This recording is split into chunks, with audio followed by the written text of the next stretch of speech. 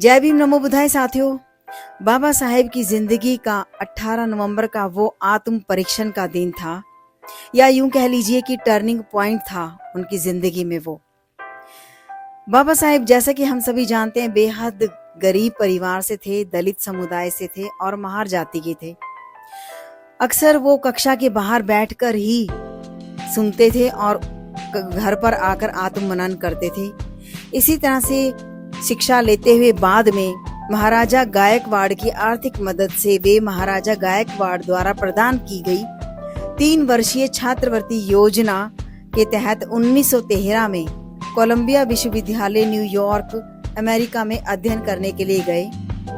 बाबा साहेब 18 जुलाई 1913 को न्यूयॉर्क पहुंचे और उन्हें हार्टले हॉल में ठहराया गया। हार्टले हॉल कोलंबिया विश्वविद्यालय का परिसर है। उस समय उनकी आयु मात्र 22 वर्ष की थी। 20 जुलाई 1913 को कोलंबिया विश्वविद्यालय में एक छात्र के रूप में उन्होंने प्रवेश लिया। प्रवेश पाने वाले वे पहले दलित समुदाय के पहले व्यक्ति थे। कोलंबिया विश्वविद्यालय में वे अन्य छात्रों के साथ रहते और खाते थे। यहाँ उनके साथ कोई जातिगत भेदभाव नहीं था। सभी केवल छात्र थे और समान दर्जे के थे।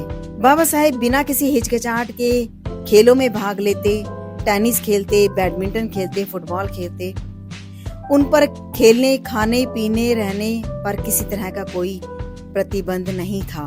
उन्हें इस तरह का जीवन बहुत पसंद आने लगा। भारत में कितना ज्यादा प्रताड़ित किया जाता है और यहाँ मेरी जिंदगी स्वर्ग है। क्योंकि हिंदुस्तान में अछूत होने के कारण उन्होंने कभी भी जीवन का कैसा भी सुख नहीं लिया था। बाबा साहेब ने ऐसे मनोरंजक खेलों और गतिविधियों का आनंद लेते हुए 4 महीने बर्बाद कर दिए। इसलिए उन्होंने खेल और मनोरंजन में भाग लेना शुरू कर दिया था, जो रात के 2 बजे तक चलता था। उन्होंने पढ़ाई के लिए बहुत कम समय निकाला।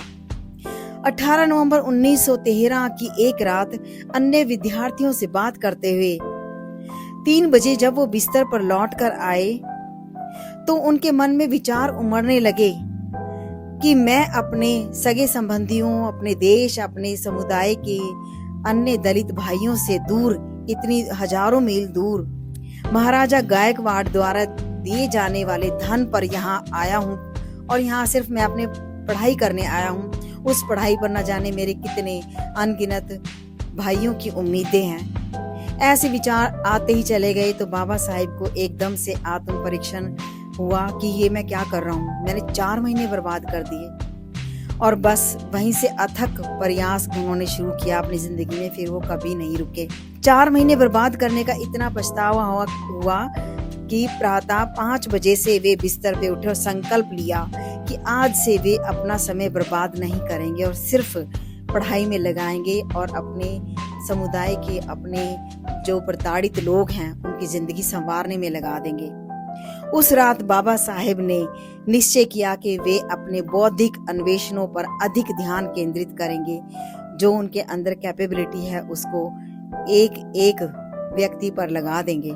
उच्च शिक्षा प्राप्त करने के लिए वो वहां पर 3 वर्ष तक रहे और अपना सर्वश्रेष्ठ प्रयास किया। इस प्रकार बाबा साहेब का विवेक जागृत हुआ 18 नवंबर 1913 को। बाबा साहेब ने अपनी भावनाओं की गहराई को समझा और आज हम जय भीम करते हैं। जय भीम नमो बुधाय साथियों। Thank you so much.